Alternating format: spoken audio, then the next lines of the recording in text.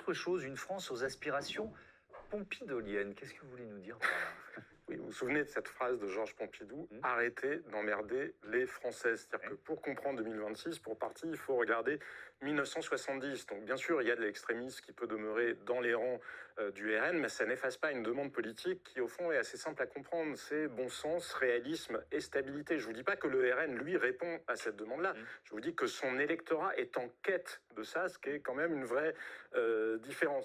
C'est la France, finalement, qui a besoin de sa voiture pour aller travailler, qui a besoin de trouver un rendez-vous chez le médecin en moins de 4 mois, d'écoles qui fonctionnent pour ses enfants parce qu'elle a de la peine à s'inscrire dans des écoles privées. C'est une France qui rêve pas du grand soir, mais qui voudrait des services publics et des infrastructures de base qui fonctionnent avant qu'on lui explique comment tailler sa haie ou changer sa chaudière. C'est aussi une France, je crois, qui est exaspérée par le sermon des métropoles parce qu'il y a chez les cadres urbains une forme de violence symbolique en termes de valeurs assez aiguë. La déconstruction et le wokisme, ce sont des sports d'intellectuels. Parce que quand on a passé sa vie, quand on n'a pas passé sa vie dans des laboratoires de sociologie, comprendre la valse des identités, des étiquettes et du vocabulaire qui est correct ou pas, mais c'est une forme de violence parce que l'arme que vous avez quand vous avez moins de diplômes, c'est le bon sens pour faire face à la vie. Et cette demande de cet électorat-là, c'est souvent en quelque sorte d'inverser la posture. C'est plus de pression sur ceux qui ne respectent pas les règles, y compris, ou peut-être à commencer par les règles en matière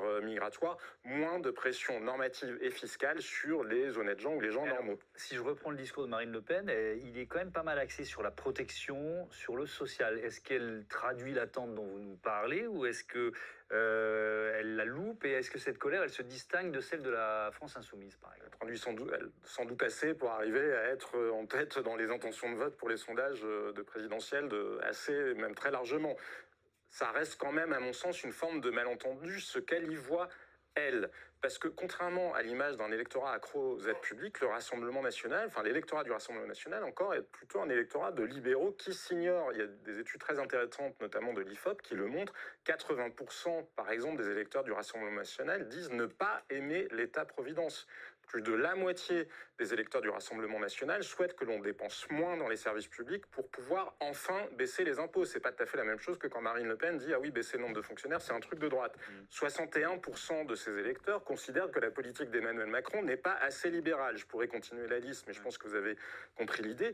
Donc moi, je crois que la demande de protection, ça n'est en quelque sorte qu'une demande de rang 2. Comme je vous le disais, c'est plutôt une demande de gens qui voudraient qu'on les laisse vivre tranquillement ou vivre par leurs propres moyens sans être en permanence entravés par la pression réglementaire, fiscale française. Après, vu qu'ils sont relativement lucides et qu'ils comprennent qu'on n'est pas en train de leur enlever ces entraves, bah oui, ils sont d'accord pour accepter une allocation pour faire passer la pilule. Et c'est peut-être aussi toute la différence avec LFI. L'électorat LFI, il est plus, et Jean-Luc Mélenchon s'est magnifiquement enjoué, il est plus dans une forme de ressentiment ou de sentiment victimaire et dans lequel il s'enferme. Alors que, pour parler de la France nouvelle, il y a une France issue de l'immigration qui n'est pas du tout dans un sentiment victimaire et qui réussit dans la vie et qui se prend en main. Mais l'électorat LFI, c'est plus un électorat qui pense que l'injustice, elle est systémique et que rien ne vient jamais de lui. L'électorat RN, c'est sans doute un électorat qui est plus prêt à se retrousser les manches pour prendre son destin en main. Encore faut-il qu'on lui en donne la possibilité. Mais après, qui est capable de répondre vraiment à cette demande politique-là? Merci Jean-Sébastien.